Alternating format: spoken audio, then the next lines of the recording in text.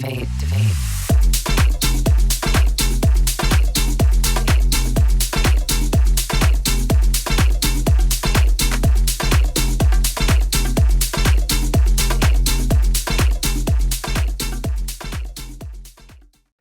everybody, this is This Pink Cloud. I am DJ Kelly Reverb. We are a show that is about multiple pathways to recovery, mental health, all that good stuff.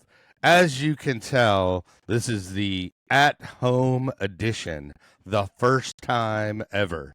Actually using Riverside, so we will see how it comes out. Hopefully it comes out great. Anyway, our guest today, I'm excited to have this guy on. He is actually a longtime friend and co-producing partner of DFuse, who recently passed away, and we're going to talk about his backstory. Anyway, without further ado, I will introduce Mr. Shane Howard. How are you, bud? Hey, Kelly, how's it going? Thanks for having me on. Yeah, no problem. Yeah. So I guess just to frame this episode a little bit, unfortunately, we're doing this posthumously because DFuse passed away, and I was supposed to actually have him on the show at one point, and we were talking about it, but then, the substance use, actually took its toll. So, but I thought it was important to have his backstory told because basically his story and my story were, very similar trajectories. And for me, mine could have wound up being, his narrative as well. But, I found you through a mutual friend, which we will talk about later. Yeah, Jason. And then, we can shout him out, Jason. Yeah, Jason, great cat. Yeah. And then, but basically, I wanted to kind of hear his backstory from, somebody that was there, along and with him on that journey. So without further ado, kind of tell people who you are and then how you met him, and then we'll take it from there. All right, thanks. My name is Shane Howard. I was DFuse's production partner in the early 90s. We formed a project called Expansion. And I met him. We actually worked at the Hula Hut together. And he had heard about my music production and heard some of my music and introduced himself. And I mean, it was immediate. We got into the studio. Dustin was now Hula Hut. That's in Austin, right? Yeah. Is it still there or no longer? I would write the majority of the tracks in my home studio. And then we would take it to another guy that lived out in San Marcos, Texas, and finish the tracks there. Right now, but the Hula Hut was that a bar? Yeah, the Hula Hut's a bar right there on Lake Austin. Okay, is it still around? Yeah, it's still around. Yeah, wow, dude. It's a real popular place. Yeah, we worked there for a couple of years. And he was a bartender, right? Yeah, bartender. Okay. Yeah. And that's a good gig. We had a blast. It was 94. Yeah, Austin it was an incredible scene back then. When we met, we really got in at a really good time. So like I said, we met at Hula Hut, and we ended up going to the Winter Music Conference. This was 1997. Okay. We finished a couple of tracks. Dustin had the idea to press it on vinyl, so we pressed about 200 12-inch records. Right. And then headed to South Beach. And we spent the week going to the Groove Jet and all the big places in Miami at the time, just giving our record out to anyone that would take it.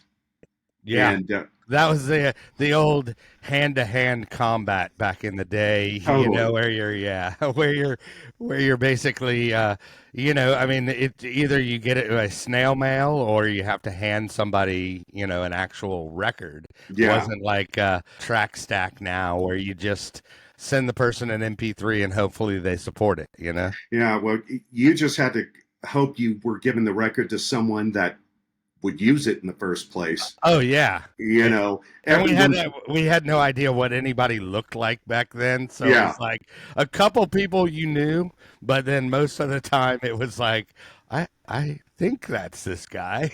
Yeah. You know? Yeah. And you wouldn't believe who was at poolside, like the Fontainebleau, the hotel where everyone was staying for the Winter Music Conference. Well, I'm sure I was there, actually. I mean, but I didn't know Dustin at the time. Sure. Yeah. And we were nobodies. We had these 2 tracks on vinyl. We literally hadn't sent it to anyone. And, you know, we just went out and hustled. By day, we were poolside, handing the album out. And at night, we were going to all the parties and seeing all the big DJs and, you know, and just blown away. It was just this giant adult playground where everyone was there. Oh, yeah.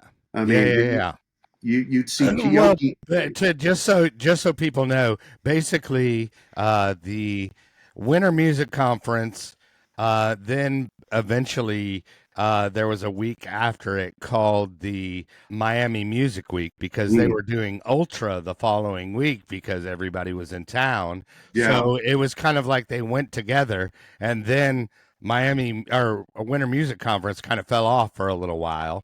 But then now it was back this year. But Ultra actually was just happening. It had just started. We didn't even know what Ultra was. We heard of this big party on the beach. Yeah. And then it turned into what it is now. Into a brand. Massive. Yeah. For sure. So we'd pass our records out by the pool during the day. And then go to clubs. We'd bring our Winter Music Conference actual and, you know, pass it out everywhere. It was a hustle, but it was so much fun. We had the best time. I mean, we got it in the hands eventually of Dave Seaman. Okay. And then Dave Seaman. And for those that don't know, Dave Seaman is a big DJ from the UK, right? Or where's he? Yeah. Okay. Yeah. World-class A-list DJ. Right. And, you know, we were just happy if someone would listen to our record at the time. And by the time we got back home from the Winter Music Conference, we had got approached by a record label, Funked Up Records. Okay. And they wanted to put out our track, Feel. Oh, okay. And now Funked Up Records, who was that owned by? They were awesome. They were based out of San Antonio. Okay. That's funny. Chris Fisher. Yeah, that's funny that you know it was out of San Antonio and y'all went to Miami to make it happen. You know, because we're out of Austin.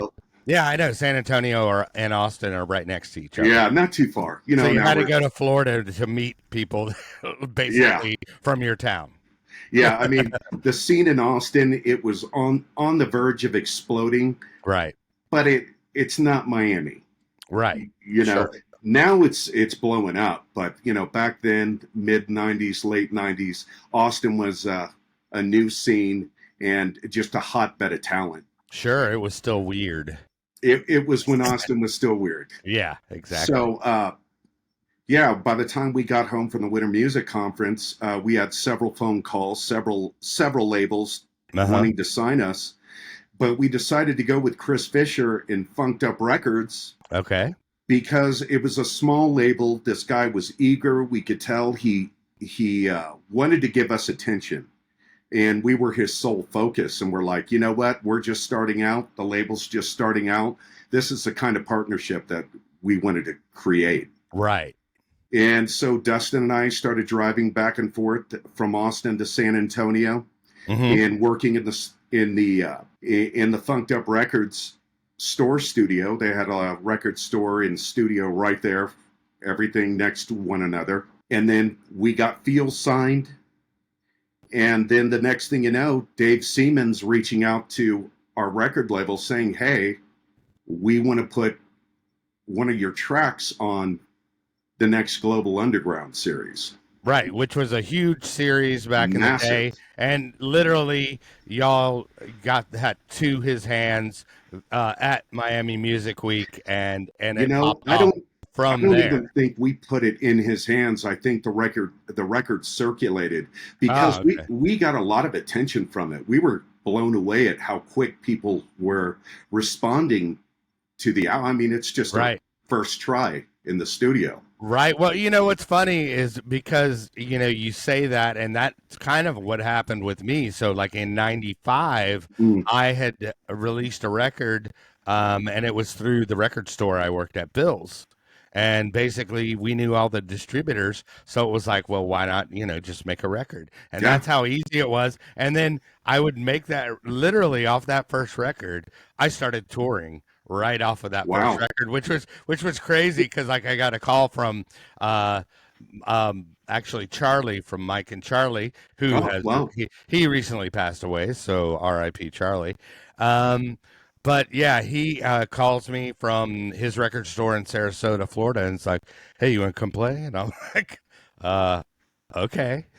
Yeah. It was just like that back then. I mean, it wasn't like as flooded and crowded, Sure. back then. Yeah, it really was it was an awesome time for us. The Right. scene was incredible. I mean, this is pre MP3, or Oh right yeah. when MP3 started happening. Right. The scene was massive in Europe, and maybe New York and in Orlando had a big scene, but we were just at the right place at the right time. And then got that call from Dave Seaman's people. The song ended up on his track. We started getting calls from a lot of A-listers that wanted to put the song on their CDs. And it was literally overnight. The Yeah. success we started seeing, pardon me, the touring, all that stuff, very similar to your situation. We started getting calls for remixes. Um, Right. and DJ gigs. It was incredible. Yeah. I can imagine, man. Yeah. And that was back. And just to frame this for people, a lot of people, if you know anything about production now, it's mostly on board. But like back then, it was like you would have to hunt for samples, Mm. find, hopefully they're going to be in key. Are they in Oh key? yeah. And writing on analog gear, which is actually all around you right now. If you want to Yeah. back out of your shot, and then we can see the beautiful the Jupiter 6 there, Yeah, everybody. that's my baby right Yeah, here. right. We got the RD9. I've got Right. 303. Yeah. I've got the Well, uh, we won't mess with the shot right now, but we'll have to have you pan to that okay, later. no Um, problem. yeah, but so yeah, and it was a tougher thing to write music, and then also DJing back then. It was a skill. You had to acquire the Oh yeah. skill of beat matching, and I equate that to kind of being like a drummer, which I know Dustin was as well. Yeah. But being able to separate those two beats in your head and then match the two and I then mean, realize that this one's you on and that definitely one's had to off. Yeah. work for it. Yeah. Not to mention crate diving. Oh yeah. We would spend a whole weekend at Alien Records, which was with Herb, Herb, a shout out. local Yeah. staple.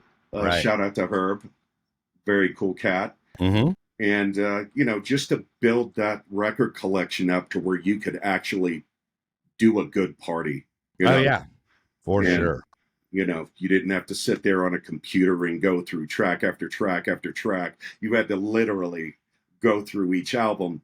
Oh yeah. And, actually, I should mention that when I first met Dustin, he was in a band. He started a band called Culture Industry.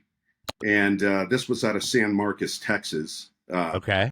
Dustin went to Southwest Texas. He got his degree Nice. there. And Sounds like and for everybody that doesn't know, Southwest was the party school. party town in a Oh great yeah. in a great place for us to get started. Right. But he was in that band, Culture Industry. Mm-hmm. And I actually went out and saw him play a few gigs before he and I started working together. Right. And I mean, you could tell right then and there, Dustin was an entertainer. Right. He had the look, he had the talent, that he was playing the drums, and all eyes were on him. You Right. know, and we formed a live group called Trip Syndicate, where we played Sixth Street. We were playing different bars and clubs and Mm-hmm. stuff on Sixth Street, and that fell through. I ended up moving back to Houston for a short time, like 9 months. And during that time, Dustin found DJing. Ah, okay. Yeah, he had started going to clubs. He ended up meeting Filthy Rich, and Filthy really mentored him and got him to the point where he was good. I mean, Right. Filthy is one And of the best DJs. Filthy's actually still around, and I had the honor of playing with him at that party. Oh yeah, that's right. Which we'll get to later. But Yeah, yeah, he's extremely yeah, talented guy. I right. mean, just a Texas staple, Yeah, you for know. sure. And so after he ended up breaking things off with culture industry, Mm-hmm. and he and I formed Expansion. And Okay. then, we went to the music conference and passed out all the vinyl, like I mentioned a little bit earlier, Right. got the record deal. It And was what was the first track called? If somebody wants to look it up, and how was it? How was Expansion spelled? Expansion. Okay. And then Yeah. the name of the track, if we want to look it up on YouTube. Sure. The track is called Feel, Feel, Oh, like you're feel it. feeling. I gotcha. Then the Dave Seaman thing happened, Mm-hmm. and it was immediately overnight, things were different. The first time we went to the Winter Music Conference, we were thinking, man, just think maybe next year someone's going to play our track. And by the time we got back the following year, it was all over the place. Right.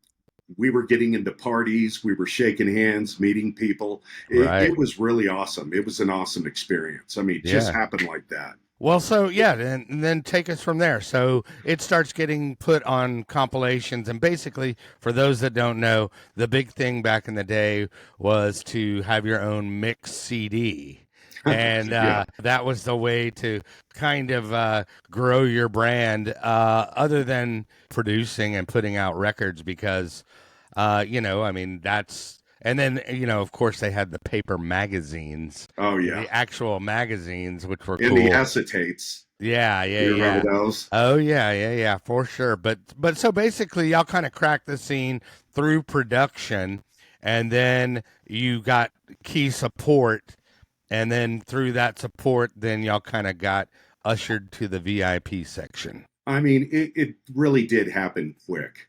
Right. We were lucky. We were very lucky. And then the next time we came back, we had tracks out. We were, getting invited to the Hope Records party, and getting to see things backstage and really get to see the mechanics behind the scene with the people that literally made the scene. And we had a lot of support from other artists out there. The Deep Sky guys, Mm-hmm. Jay Scott and Jason, were very And now big. they were on Moonshine, right? I believe so. I mean, Okay. back then, Deep Sky was all over the place. They were Okay. Right. they were massive. And Jay Scott and Jason, super cool cats. I talk to Jay Scott to this day. Um, Okay. Cool. we handed them one of our records on the Right. side of the pool, and Jason became a good friend and a big supporter. Oh, that's So cool. so that definitely helped. Mm-hmm. Going out there and shaking hands and Yeah, meeting the yeah, yeah, people. yeah. You Yeah, know, well, okay, so then how does it progress then? Because I know Defuse ends up, I guess y'all both started traveling and everything like that. So how does it progress? Does he, start, did y'all both start DJing, or was it more him DJing and you were on the production side, or how did it, what was the the catalyst. yeah, or the, I was going to say, yeah, the dichotomy, like what was the setup of the work relationship, because I know you kind of were more the and I wouldn't say talent behind, but you were definitely a part of the talent, that was Yeah. people recognized as Defuse. But I mean, not only was he a good showman, but people knew him from his production, which you had a big part of. He started DJing before me. Okay. Um, and with our success with Expansion, he started booking gigs. But even before that, Dustin understood he had to promote. I mean, this guy was he was a genius. Right. he knew that he had to start booking the talent and bringing them in and promoting them in Austin and get gigs that way. Right. Return favors, and Sure. he was relentless. I Dustin like worked I like to harder. call I like to call that cross pollinating. Yeah, Yeah. and he really, Dustin had just an unusual understanding of networking and what it took. It was like you could write 101 on how to make it in the DJ industry back then. Right. Just worked his ass off, and nothing but respect for him, because I knew he was going to get famous. He was doing everything right. Right. He was booking the DJs. He was getting booked. He was throwing parties. He was getting his name out there. And the guy was just methodical. He was a machine. Right. So it didn't really take long for Diffuse to take off. I started DJing and touring and doing the circuit. Right. But he was really out there. I was more focused on the studio and producing. Sure. And he was, and he Diffuse was everyone came to love. Right. And that character, if no one knew, it was, he was the guy that would show up with the cowboy hat on.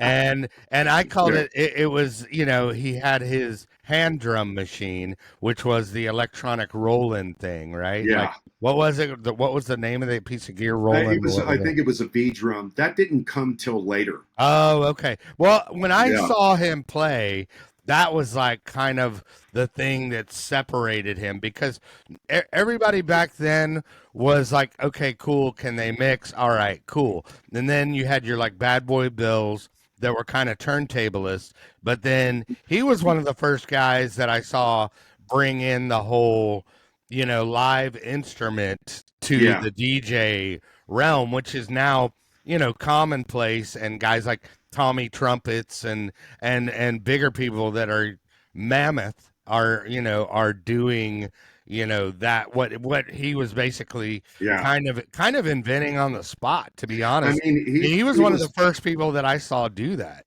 ever. He was the consummate entertainer. Right. He understood that you had to make a connection.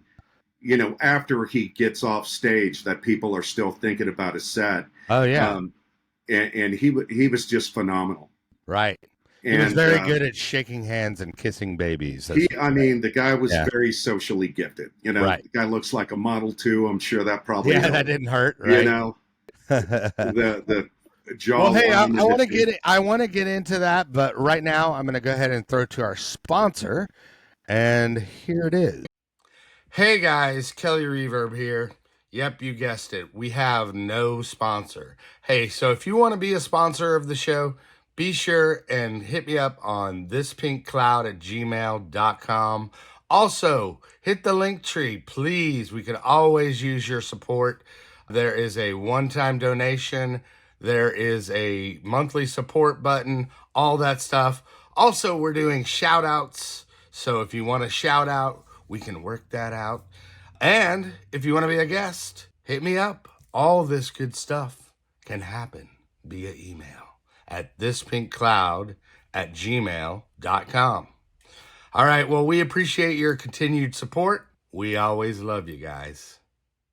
All right, and that is our sponsor. And we also have some new music out, and it's doing great. And here it is.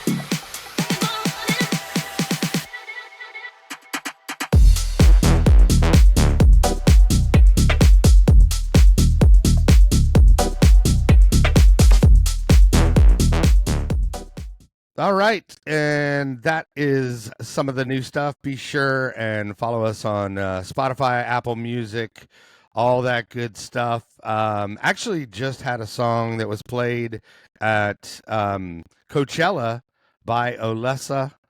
Alesso, Alessa. Yeah, But congratulations. oh, thanks, man. But Alesso and Gorgon City played the Johnny Funk remix of One Day on the Quasar stage in Coachella. So that was a nice way to wake up on the birthday week. To get that like notification and song stats, and I'm like, holy crap, man! So of course we started scouring, but anyway, but if you're on Spotify and all that stuff, be sure follow, like, and then also you can follow the podcast because we're streaming on all major platforms. But anyway, so yeah, I want to get back to your story and Dee's story, and then so we left off where I guess it was before he started playing for Paul Oakenfold, but let's Yeah. go ahead and just start us from there or wherever. Yeah, so he started doing a lot of shows in the Austin area. He Mm-hmm. started throwing a lot of parties and really getting networked. And, within no time at all, he was one of the premier DJs in Austin. Right. And What year would you say this was? That 98. Yeah. Okay. So 98. literally like a year later. I A mean, year later from when y'all were passing out vinyl at he the was pool. still learning how to DJ. Right. Yeah. Hey, He was still learning. hey, I did too, man. I was too. So He yeah. was literally learning on the job, but the Yeah. guy was fearless and a fearless promoter. Yeah. And he would get out there, and it really started paying off, especially when we heard back that Dave Seaman put our track on the Global Underground series, which Mhm. was the biggest compilation at that time. Right. And it just started taking off. The next thing you know, Dustin is going out to California. He's going out to Florida. He's getting booked all over the place because he was a genuine act, Right. and determined. Right. And from there, he met a gentleman by the name of Nick McGetchin. Okay. And Nick was real good friends with Paul Oakenfold. And Nick immediately could tell that Dustin was a marketable artist. Right. And Nick went to bat for him. And the next thing you know, Dustin is touring for Paul Oakenfold in the United States. Right. And Paul Oakenfold at that time, I mean, he's still a huge DJ, but massive. At that time he was like, it was rarefied air. He was the biggest DJ in the world. Yeah, and he was like the guy that was actually opening up for U2. U2, yeah. I remember that. Yeah. And being Paul Oakenfold's opening DJ will do incredible things for your career. It does not hurt for sure. Doesn't hurt at all. Right. And Dustin just continued to work at it. He got on Perfecto. Mm-hmm. I don't think he released anything, but he was definitely listed as a Perfecto artist. Right. And I mean, it just took off from there. It went from just two guys throwing parties in Austin to Dustin blew up and was all over the place. Well, and I remember at that time he was having releases like CD releases, like the mix CD compilations on Moonshine and stuff like that. So yeah, I guess we should. And what year was that? This was the year after we went to the Winter Music Conference. So he started doing it. Do you know when his first CD came out? Like mix CD? I think it was 2000. Okay, right at 2000. 2000 when he did the Psychotrance series for Moonshine, which was a very big compilation. Oh yeah, I remember it. I remember that and the branding and everything like that. Oh, yeah. Moonshine would come through Austin, and Dustin's true nature would network, and we met everyone from Cirrus and all the major players, and got to know Moonshine. Sure. And then Dustin had achieved, success to the point where Moonshine was like, we need to sign this guy. Right. Yeah. And then he played the airport parties, and, Dustin, man, he was good at capitalizing on opportunities, but then he also realized how, it works. because you know he also had not only the skill set of DJing and everything else, but then when you start bringing in the live instrument, that's kind of a gimmick, and that's something that makes you memorable, and it's an actual skill that people can see you do. People don't understand necessarily the whole skill of beat matching, and they just know how it sounds. But when you add the percussion element to it, that's something you can sit there and watch and see and go, okay. Yeah. And A that came visible later, talent, right? actually. Yeah. Uh-huh. That came later. He wasn't doing the bongo thing yet. Okay. But I think when he was opening for Paul Oakenfold, he and Paul had a conversation, and I think he talked Paul into letting him do kind of like a live percussion set along with Paul's set, and Paul absolutely loved it. Right. And then that's where the drum, Bring the Drums came. Ah, nice. Okay. Yeah. So and now, was that a CD or what was, for those that don't know? Bring the Drums was like a concert series that Dustin was doing with Paul Oakenfold. He did it with Paul a couple of times, but then he branched out from Paul and started doing it on his own.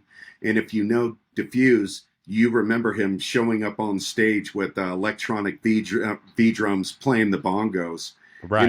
That became a staple of his live sets. Right.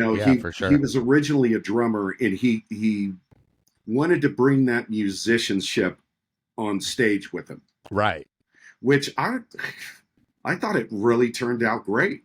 Yeah, no, it was fantastic, because it was just like one of those things like, oh, wow, this is really cool, because it added an extra element to, the track that he was playing, Yeah. Yeah. Sure. And he took it and ran with it. And with all the success that we both had, Dustin definitely took off quicker than I did. Right. But, we're DJing every night now. We're on 6th Street, or we're, we're playing in some club, and the liquor's flowing. Oh, yeah. Well, that's one of the reasons why we signed up. I signed up to be a DJ because, the ladies, and also free liquor. I mean, it was just like, oh, cool. And I get paid for it, Right. Why not? Well, we're doing shows easily 5 or 6 nights a week. Oh, yeah. We're not doing shows in Austin. He had a night that he started called Sunday Massive. That was real successful. It was the place to go on Sunday nights in Austin. That did real well. And the thing about Dustin is he never stopped. He kept on developing new venues and new nights. It was just fascinating to watch the guy work, because he knew what he wanted to do, and he was going to do it win or fail. Right. And then the gigs start coming in. Sure. The remix opportunities start coming in. The field did so well that Bill Hamill reached out to us and asked us to do a remix for him. Now, who's Bill Hamill, for those that Bill don't know? Hamill, huge. Yeah. Bill Hamill owned Sunkissed Records. Okay. He was, I believe, he was out of the Orlando scene. Okay. And he was already a staple in electronic music, especially in the United States. Okay. Bill Hamill is where you aspired to be. Gotcha. He was touring all over the place, I believe all over the world. And he gave us a tap. Hey, guys, would you be interested in doing this for us? Right. And the answer was absolutely yes. Yeah. We will do the remix for you. And that track ended up in the hands of Paul Van Dyke. Actually, the story behind that. DFuse and I were in the studio finishing the track, and that night Paul Van Dyke was flying into Austin to do a show at what was the place called? Velvet. Okay. Dustin and I were asked to go pick him up, take him to his hotel, get him situated, and then bring him to the venue. Right. And what year was this? This would have been 99. Okay. All right. 99. I mean, and when you say that, it's funny because that's how it used to be. There wasn't, this was before Uber and you weren't taking cabs. So you would have, like, if you were the promoter of the night or whatever, or if, you were affiliated with them, you would just go pick them up at the airport. I Oh, mean, because yeah. I can remember going, and picking up to the airport and going to pick up Carl Cox and, pick up, Kioki, DJ Rap, anybody that we had in. It was like I went to the airport. Even if it was a limo, we would take sometimes. But anyway, Yeah, so we did that. We did the remix for Bill Hamill, and it was a massive hit for us. mm-hmm. We had Paul Van Dyke, and Yeah. we have him in the car. We're taking him into the club, so we felt necessary to make him listen to our remix. Oh, of course, yeah. And he loved it so much that he dropped the track in the middle of his set. It was the biggest song of the night. And Right. that was Expansion's second big push. Uh-huh. And he ended up releasing it on what was his record label? Vandant? Okay. Was it Vandant? Yeah, was that his man, label? I would have to, as you can see all the records behind me. I'm like, yeah, maybe. Anyway, but yeah. So then I guess, but at this time, I want to ask you a personal question. So at this time, I mean, Dustin is starting to blow up and starting to migrate to the front of the stage where you're like, the guy behind the scenes, or you're still DJing, but then, how did that work? Like, I mean, were you feeling like a little animosity, or how I mean, how did you personally feel while this was happening? Well, I always had tremendous respect for Dustin because I saw firsthand how hard he worked Right. to get there. So I was never jealous. Mm-hmm. I wanted him to succeed. Plus, we're in a band together, Expansion. I knew if he succeeded, we succeeded. And Right. I eventually, I didn't shoot out of the gate as quickly as Dustin did, but, I eventually had opportunities that were, Sure. to headline gigs and do a Yeah, little travel. it's not like you're not meeting these people too, Yeah. Right. Yeah. And, but, by the third year of Winter Music Conference, it was such a drastic change from going there as nobodies and Mm-hmm. just happy to talk to anyone. Dustin by that time I think got booked at a big Winter Music Conference party. We're hanging backstage. We're with all the players. I mean, it was exciting.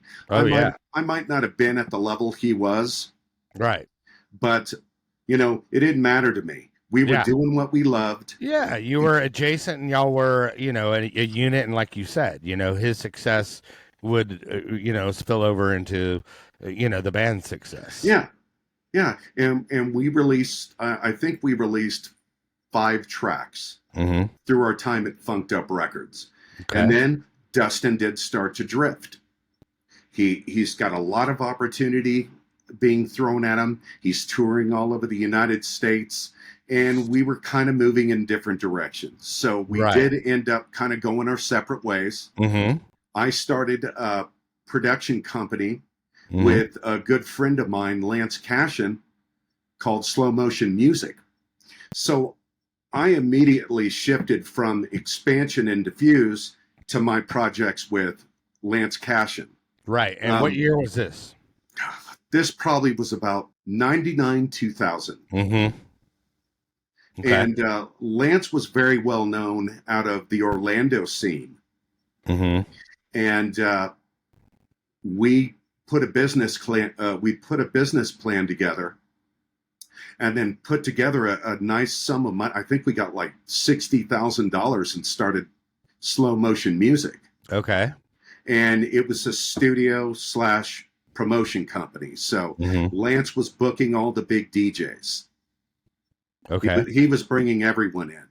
I was handling the studio side and, Right. making sure that we had tracks coming out. he and I had a project called Howie and Cash that we worked on separate from Expansion. Right. Yeah. And, that was doing very well. Right. Dustin and I kind of had a distance, but, we still talked and hung out occasionally. And at this time, I want to kind of point out that, everybody was kind of partying at this point. It was just debauchery and getting paid for partying, basically. It really was. Yeah. The alcohol went from weekends to every night. Right. Yeah. And then, of course, there's other party favors as well. Yeah, I'm not sure. We can all fill in the blanks on, but it's all good. It was snowing in Austin quite regularly. There you go. Yeah. Yeah. Of course, the a.k.a. the drinker's companion is what I like to call it. Yeah. Right. If you're gonna drink a bottle of Absolute, you're gonna have to have something to bring you back. Right. So you do. Yeah. It's always, I always say this. So you do blow so you can drink more, so you can do more blow, so you can drink more, so you can do more blow, So that's kind of how that went. And it was flowing freely. Oh, yeah. By this time. And it's free, too. And it's everywhere. Free. Yeah. Free 93. Yeah. Yep. And, by this time, Dustin and I had made big names for ourselves in the Austin scene. Right. And, like you said, strangers were coming up and handing me stuff, and everyone wants to party with you, and we're throwing these big parties, and everyone wants to be there, and everyone else wants to do the drugs. So it was right. It was the closest thing to being rich and famous without being rich and famous is the way I like to describe it. It was you had notoriety in a certain niche market. Yeah. Which now that niche market is huge, and electronic music has gone from underground clubs to, front stage. All of a sudden, the DJ is the band, now. Yeah. But back then it was more, okay, cool, this club is a vibe, and you weren't the front and center. But the cool thing about Dustin and DFuse was it made you want to look at him, made you want to watch him, because he had that charisma. Yeah. He had that charisma and an incredible confidence. Right. He was not afraid to fail. Right. If it took failing to get where he wanted to go, he would do it and just keep on moving on. Right. I mean, we're talking about a guy who we'd party all night on those certain substances. Uh-huh. And while we're all recovering the next day, Dustin is getting up and running 2 or 3 miles. I mean, just driven like I've never seen before. Right. If you were around him, you knew this guy was going to make it. Sure. Right. Well, let's get to the, because we got about another 15 minutes or so. But so then he, that was happening and y'all were enjoying the hedonistic lifestyle, so to speak. Crazy. Yeah. But so then, I know, for me, right around, the 2000s and early 2000s is when Napster and the MP3s started coming around. And the MP3, so then you go from having vinyl, with your name on it and that being your calling card, or a CD, all his different series that he was doing with Moonshine, which that's all just, feeding, your notoriety and building the brand. It's brand lore. It is brand awareness. So, but then, once the MP3 comes in, and this is pre-social media, mind you. Oh yeah. Oh, this is all the beginning of MySpace and maybe AOL Messenger. So there was you didn't build a presence online at this time. You had to go out there and kiss babies and shake hands. Right. And he was just relentless about it. Right. I was going to say it was these things, CDs. Yeah. And even before Moonshine, Dustin was putting out regular CD series all the time. Yeah. He understood immediately that he had to market himself, and he was passing CDs out every time we went out. Right. I mean, it just was nonstop marketing for him. Right. Well, and then so like when did it like I mean, what year do you think like, fast forward through some of the partying stuff. Then what year do you think or what was the turning point maybe in his career that was kind of like, okay, cool, he plateaued and then could never necessarily regain that momentum. Because for me, Yeah. I mean, what I can tell you is that once the MP3 came out, basically the vinyl, was my advertising, and that took away, my brand awareness. And then there was no way to market an MP3 back then. And then I just fell back to being a local DJ, had Mm. some clout, and I could still get the cool guy gigs. But then the road starts drying up. And then your recognition starts drying up. And then with that, it's just like, oh, cool, now I'm playing open format and I'm irrelevant, and then nobody, and that's kind of what happened with me. And I know his was kind of similar because once there's not those, branding opportunities like the CD and, like the vinyl, then, it started happening. And what year do you think that was for him? I think by the time we we got into the 2000s, Well, I it was mean, well beyond. It was like beyond the 2000s because it was I'm like just saying whenever the MP3, when I right? noticed that the Right. partying was catching up with everyone, Ah, me gotcha. included. I mean, we are out 5, 6, sometimes 7 nights a week doing Mm-hmm. events, DJing, throwing parties, Right. and the next thing you know, you're waking up at 1 o'clock and you need a shot of whiskey just to kind of start your day. Oh yeah, for And sure. I started noticing that about Dustin. Mm-hmm. He was still very driven Right. until the end. He was driven, Oh yeah. but I don't know. You could tell, and I have to say this about myself as well. We were kind of missing a step. We weren't galloping like we were. Right. But he ended up taking his career to LA. He thought that's where he needed to be. By that time, I was fully immersed in slow motion music with Lance Right. Cashin. So we really didn't have a proper goodbye. Right. He started, DFuse came his 100% focus. We weren't doing expansion anymore. And I Mm-hmm. understood that. Yeah. I wanted the guy to go chase his dream and get Oh, as of course. Yeah. successful as he could. We would talk occasionally. He would call Mm. me from LA and he would tell me how things were going. And it seemed like things for him, as far as DFuse was concerned, it seemed like things were starting to wither away 2008, 9, and 10. Mm-hmm. When I talked to him, I could tell there was something else going on. Right. I wasn't with him, so I can't say for sure, but I know Dustin. I've known him for, Yeah. years at that point. I Mm-hmm. was the best man at his wedding. I know the guy. Right. And I could tell there was some kind of struggle going on. Sure. Not firsthand, but it was obvious. Right. And I think that was like the same thing for me around 2010 was kind of where, your fan base starts aging out, and Mm, you haven't, so that cycle of people, isn't there, or they're getting older, having kids, moving on, and doing adult things, sure. where and then you're just like, okay, well, you haven't been cultivating new fans, to feed the machine and to feed the brand awareness, and Yeah. And the entertainment business is fickle, and I mean, you have to, what have you done how for do me you lately? exactly, and Yeah. how do you stay relevant, Yeah.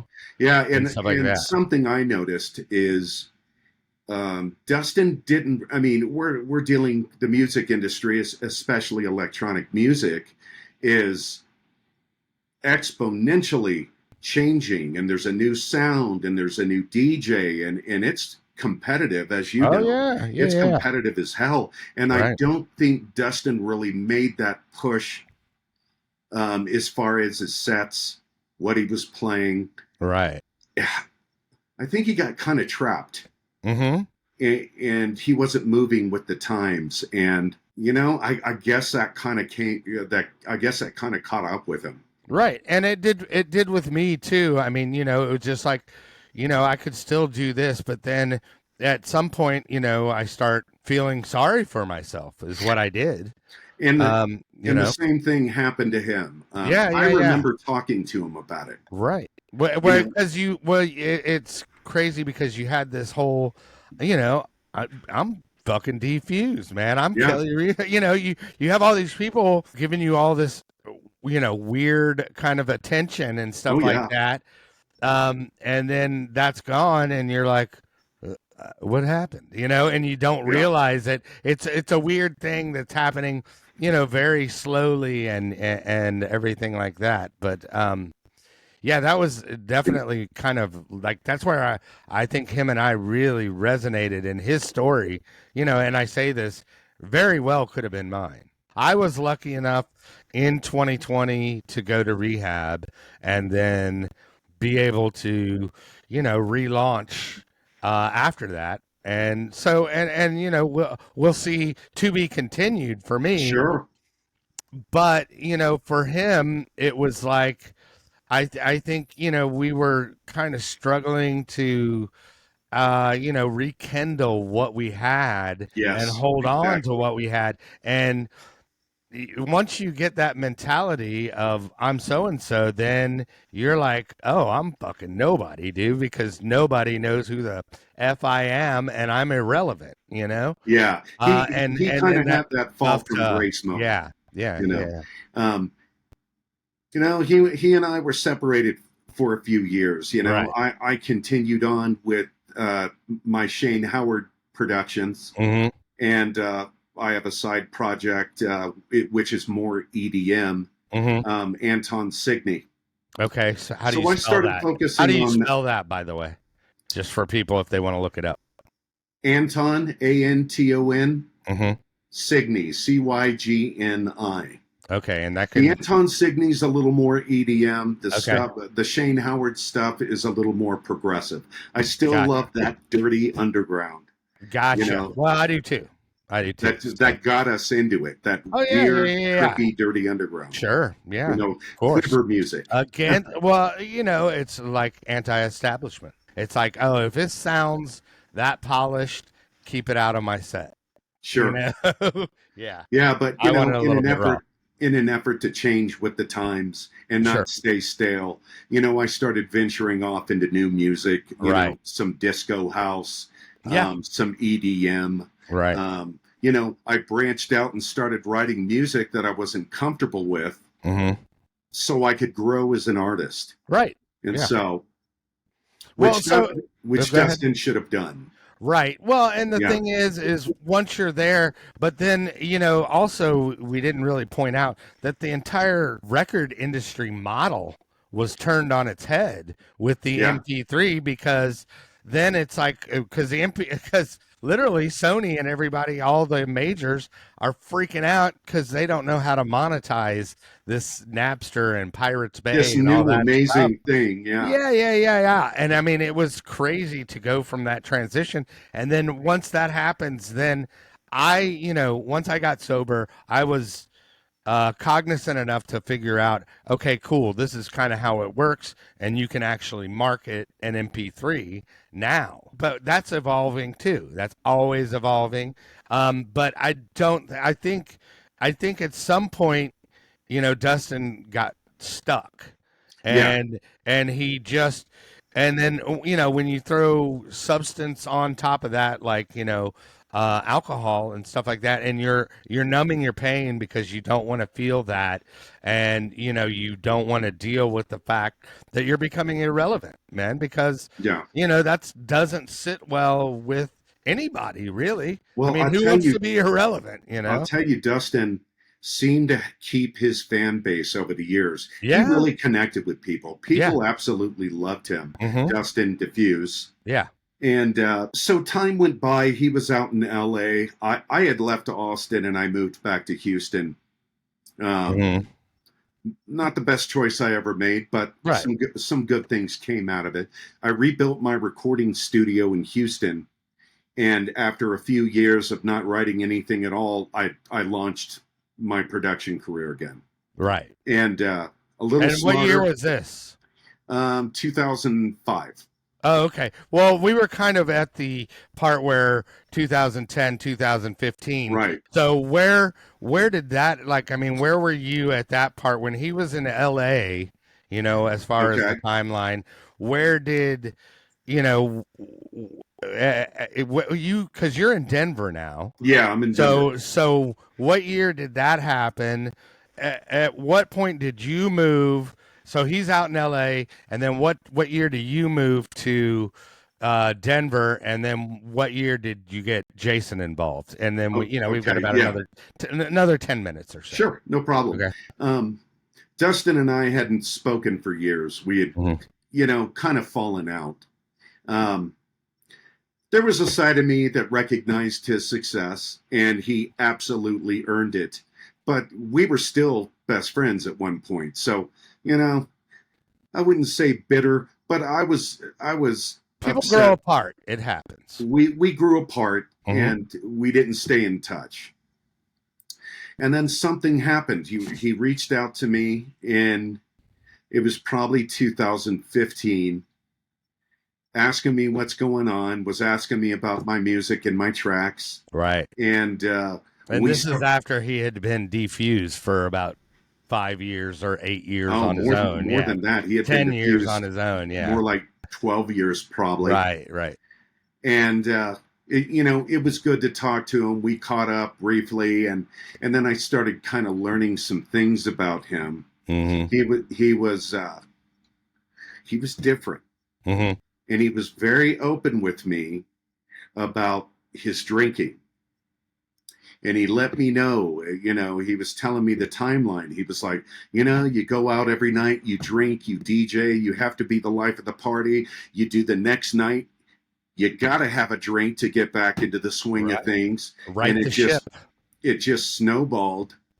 And he goes, I started realizing that there was a problem when I wasn't DJing. I'd wake up and I'd feel parched, and I'd know exactly where the liquor bottle was, and I started sneaking a drink here and there. Mm-hmm. He said it started off very slowly. Yeah. And then sneaking a drink here and there, ramped up. And then, he was very honest with me about being an alcoholic. It had developed, into a full-blown problem. Right. And and it took time for me as well. I mean, I tell people I had a fabulous drinking career. I mean, it was fantastic until it wasn't.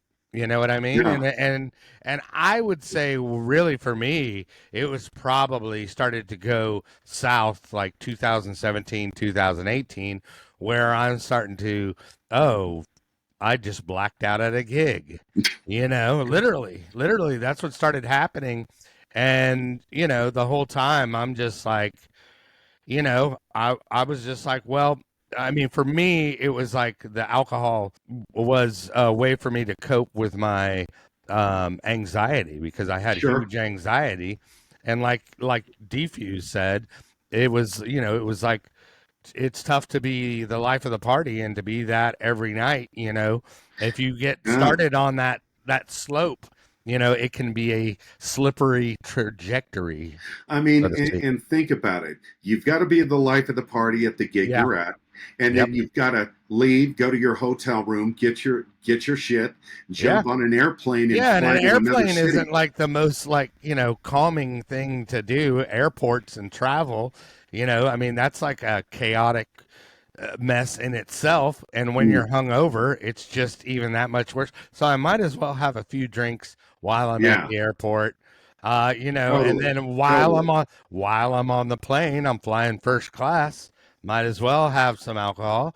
And then, and then when you get home or whatever, then it's like, okay, back on my home turf. I mean, it sounds exactly what he told me. Yeah. And it just caught up with him. It got to the point where he was no longer sneaking a shot during the day here and there. He was putting down a bottle of whiskey. He was putting down a fifth. Right. and, straight up opened up to me. Yeah. He decided his family had an intervention with him and decided he needed to come back to Texas. Right. His family lived in Baytown. Sure. Which is right outside of Houston. Sure. For those that don't know. And Dustin and I had been talking regularly before he moved to Baytown. I didn't even know he moved. Right. He went silent for about 6 months, and then I got a phone call, and he's like, "Howie, what's up?" That's what they called me, Howie. Right. And he told me, "Hey, I'm in Baytown now." He had moved. He moved in with his mom. He was coming here to get his shit together. Right. He was going to stop drinking, and was very open about his struggle. Right. And so we managed to, this was all about the time COVID started hitting really big.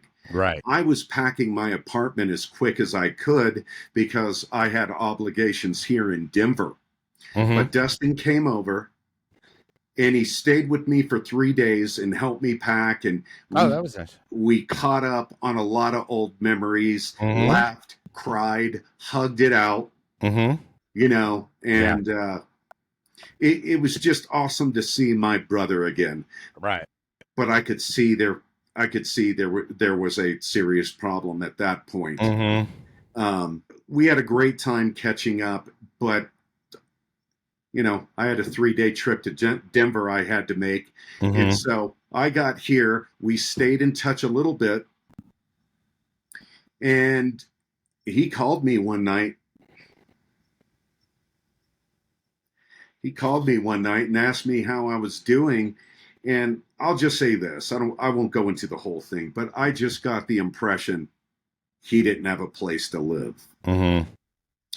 And so I immediately reached out to a good friend of mine, Richard Olivier. And Richard went and grabbed him, got him off the street, had this guy a job in no time. Right. And was helping him get his car out. And then that's about the time Jason stepped into the picture, Jason Barnes. And I can't say enough good things about Jason. Jason is awesome. Right. I mean, this guy would give you the shirt off his back. He's the kind of guy that will do anything for anyone and doesn't even expect a reward in return. Right. A selfless person. He's selfless, non-judgmental, and just the best guy. Right. And I talked to Jason, and I'm like, "Listen, I'm going to be out of town. I'm not going to be here to help. Right. Would you mind stepping in?" And he took it and ran with it. Yeah. He understood what he was getting into because by this time, Dustin, the alcohol had gotten away from him. But Jason didn't care. Jason stood by his side. He helped. He was trying to get him rehabilitated. It was very short-lived. He'd have a week there. He was, and when I talked to him, to Dustin, because what ended up happening, and we can kind of get to this, but he was telling me that he had his problems, and him and I were relating because we were playing a party, which was just to frame it, it was February 14th in Houston of 2025, and him and I, he sees my name on the flyer. I see his name on a flyer, and I'm like, "Oh, dude, yeah, what's up, man?" We knew and who it's you kind were, of Kelly. Kind of the same thing, but and I knew who he was. Yeah. So it was just like that kind of mutual hominess that hey, you're Texas, I'm Texas. We got that connection. We kind of had the same trajectory. So then we start talking prior to it. And then I kind of start doing the math because once you're in recovery for a while, you can kind of tell. And then I started talking to him, and I was like, he doesn't really sound like a guy in recovery. But, he was saying that he was working on that, which, a lot of people want to present well and want to present that it's okay. And that's just normal. And that happens, but apparently he had a good game face. Yeah, he definitely had a good game face. But I will say this: even in the throes of serious alcoholism, Right. That same guy that I knew that was relentless, his worth ethic was relentless. He never stopped, even during the drinking. Right. But it's fuzzy. He's not as focused. He's not, putting Right. the effort where it Well, needs and to. the thing is when you're in that haze of alcoholism, which I was, is you don't the social cues and stuff like that aren't necessarily there, like because you're just like in your own stupor or whatever Sure, you want to call it, and you don't realize that, hey, this guy's telling me to stop, or yeah, hey, this is a good opportunity. You can't connect the dots because it's all a blur. sure. Yeah. Yeah, and when he came back to Houston, and he was really explaining his struggles to me, he Yeah. really opened up about how serious this was, Hmm. and no judgment from me. I did my best to be his friend and be there for him, and try to get him in a better place. Right. Unfortunately, I moved. Yeah. Well, and you can only do so much from Yeah, Denver, and then that's when you had Jason step in, and then yeah. Jason Jason, stepped in. and then Jason kind of filled me in on the backstory, because this is what went down, and I'll explain it for those that don't know. Um, we on February 14th, we were playing, of 2025, we were playing an event for art in Houston, called Flatline, Mm, which was a great party. And I had been, like I said, we were talking, and he was actually going to be on the show, and I explained to him about, hey, it's a show on recovery, mental health, and all that kind of stuff, and we just related on a lot of stuff. yeah. Sounds And like and y'all I, have and very I mean, similar I stories. was, I'm sure we were going to probably get together musically as well somehow at some point. I'm sure, we were gonna, we had kind of talked about that, and we were, you know, basically I was showing him all the new stuff, and Mhm. and it's amazing how productive you get when you're not drinking. Um, but Right, right. but then what happens is I go to the gig, I play, I'm done at 1:30. I guess right after that I sent him a text, and I'm like, hey, where are you? Because he's supposed to be, I think it was Art that was on, and then he was supposed to be on, and I wanted to say hi to him because I hadn't seen him in years, and Sure, then sure. he sends me a text back, and he thinks I'm Art, and he didn't, I guess The he didn't have promoter? his phone. Yeah, he didn't have his phone at the time or something like that. But then, couldn't find out, he ends up driving himself to the gig, and then he ends up playing at, like, he gets there at about 5 a.m. and ends up playing. But I mean, the whole time his mentality is, oh, it's hospitality, they need to pick me up, and it's Yeah, still like early 2000s, 1990s yeah, mentality, where yeah. it's like now it's just like I'm just Uber, you know. Sorry, I thought I heard something. No, it's all good. But so it's just Uber. But so he's like, hey, you need to come pick me up, blah blah blah, and I go, this is Kelly, not Art. And then he's like, oh well, you tell somebody to pick me up. And by this time, I'm on my way in an Uber back to my friend's house that I'm staying at. Mm, And so then I text Art. Art's DJing, so I go in the Facebook Messenger group and go, hey, somebody needs to get D. So D ends up driving there, playing. The party ends up getting shut down at around 5:30 in the morning, and then at 5:30 in the morning, I guess Art ends up taking him back to his hotel room, um because I guess they couldn't locate his car or remember where it was or whatever the circumstances were. And then I end up hearing the next day, I guess, oh, from DFuse, he texts me back like the next day, and I'm like, the party, whatever, got raided and got shut down, which is fine, and it happens. But it was super late or early in the morning when they shut it down. And then I guess no big deal. The text that I had with him last was like, okay, cool. Well, that's crazy that happened. Give me a shout later. And I think I tried to text him like the following day, and then I didn't really hear anything from him, but I didn't necessarily think anything of it Sure. until, like a week goes by, and then people are like, hey, that's when Jason reached out to me, Yeah. literally the Sunday before they found him on that Monday. Yeah. Which And was Jason called me on yeah, that Monday, like at the beginning of the week. And let me start off by yeah, saying, Dustin loved to go camping. He would disappear all the time, like into Sam Houston State Park, right, and he would go on a little drinking binge. This has happened multiple times, right. So nobody so was really alarmed. Yeah, we weren't alarmed yet because we knew Dustin's mo. right. But Jason did call me on that Monday, that following Monday after your gig, and he said, "Listen, man, I haven't heard from Dustin. Should we be worried yet?" Mm-hmm. And I'm like, he likes to disappear. I don't think we're there yet. I said, Mm-hmm. you know, Jason was like, let's give it a couple more days and then we'll start thinking what to do.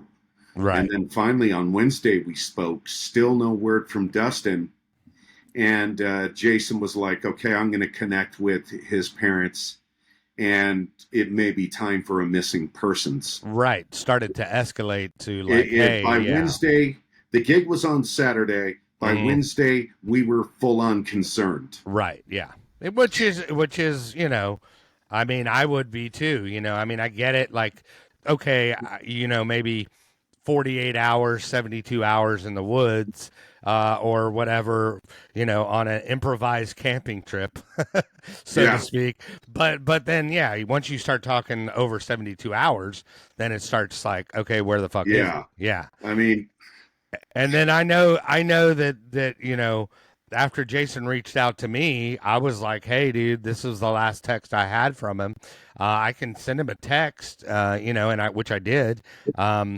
But then I guess at that point, Art's like, okay, cool. Well, let's go back to the hotel, all this stuff, and then they start doing the timeline, mm, and then unfortunately, I guess at some point, he ended up. Uh, Passing away, from, and we don't know what the autopsy report is, or I don't at least, but I'm assuming it's, related to I think his body, toxicity at some point. yes, I think his body shut down. I mean, Right, he had been consuming so much alcohol right, for such a long time, for over 20 years. right. I think his body just shut down. Right, and also, I mean, with me, it could have been, or it was maybe even asphyxiation, because at that point, like there was a lot of times where I would wake up, basically drowning, Oh because my God, yeah, Kelly. because I was you would drink, and then you would throw a little benzodiazepine on top of it, Yeah, and then you're waking up and you're like, you're literally drowning because you forget to breathe yeah, and you're choking. You're yeah. choking. So, And not that a fun reality to do that on a regular basis, that might have been the case with him because Sure. a couple of years earlier he had gotten into a real bad car wreck Mhm. and they messed up his hip surgery Right. And and then you get pain meds introduced, and pain meds yeah. introduced. Yeah. Dustin, as long as I knew him, was never a pain med guy. Yeah. But I I was guess always like upper and alcohol, sure, and whatever kept the party going, yeah. but Dustin never did the white stuff ever. I He never oh did wow. it. Okay. He had a discipline that I sure as hell didn't have. Right. A lot of You us know, didn't. But yeah, so I mean, this I kind of wanted to do, like, um, because I mean, his history was never really documented out there, sure, and I wanted to do it with somebody that was close to him, that knew him, that could fill in some of the backstory for us. So yeah, I appreciate you coming on, and I mean, this is just kind of like, I wanted this to also be a cautionary tale, yes, because it's unfortunate how the situation turned out, and I wish I was talking to him. I wish he was on the I show. wish he was You here know, too, man. Dustin but was Dustin. Some people loved him, some people hated him, but right, he was larger than life. He was the most charismatic guy. I yeah, mean, he still has fans to this day. He just made right, such an impact with his fans. right, This is not the way he was larger than life. This is not the way mm, I saw him going out, right, yeah. and it's And heartbreaking. like I said, I mean, this could have very well been my path as well. But fortunately, I was able to stop drinking in 2020. Congratulations, Well, man. I appreciate that, but it was also different circumstances, and for me, I was. Obviously, I was masking my anxiety, but then once I figured out that the temporary solution was the problem, which was Sure, alcohol, then I start to realize, and then I start to deal with the pity party, part of I used to be this person and now I'm sure. not. And I know And Dustin was going through that. He yeah, was yeah, trying to yeah. recapture Yeah, of his course. heyday. Everybody's trying to, yeah, exactly. And so I get it. And but it's unfortunate that it wound up this way. But everything happens for a reason, even though it seems like a shitty event.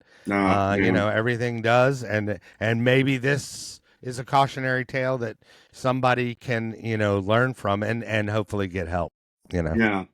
Because that's And really what the show's about. for those people watching that never really knew the real Dustin, he was such an incredible guy, motivated beyond belief, risk taker, willing to put himself out there. I mean, just so many wonderful traits about the guy, which is a reason why he still has so many fans. Right. You Yeah. know, just an awesome guy. Yeah, he and I had a fallout, and Right. but I was able to look past that. Sure, You you're know, still homies and you're we're still, we were like still brothers. homies. Yeah, Yeah, yeah, yeah. and getting to connect before I left to Denver was just awesome for me. It's like Hmm. we're going to do expansion again. Yeah.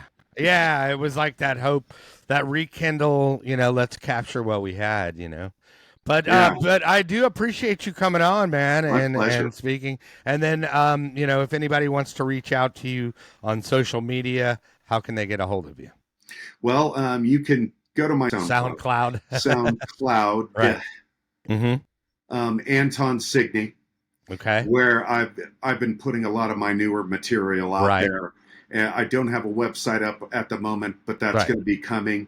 And then I'm putting together a record label with a friend of mine, Okay. Waxy Beats, Cool. where we'll be releasing some Shane Howard and some Anton Signy material, Right. anywhere from deep underground progressive house Okay. to Yeah, EDM. but if somebody wants to reach out to you personally, DM you, are you on social media? Yeah, I mean, Facebook. You Okay. can DM me Facebook, through what are you Facebook. under? Just my name, Shane Howard. Okay. Cool. Yeah, All please right. reach out to me. Yeah, yeah, yeah, yeah. And then, who knows, man? I mean, you and I will still talk because, it's weird that, you and I actually ended up talking out of his tragedy, which obviously would have never happened or Yeah. might not have happened.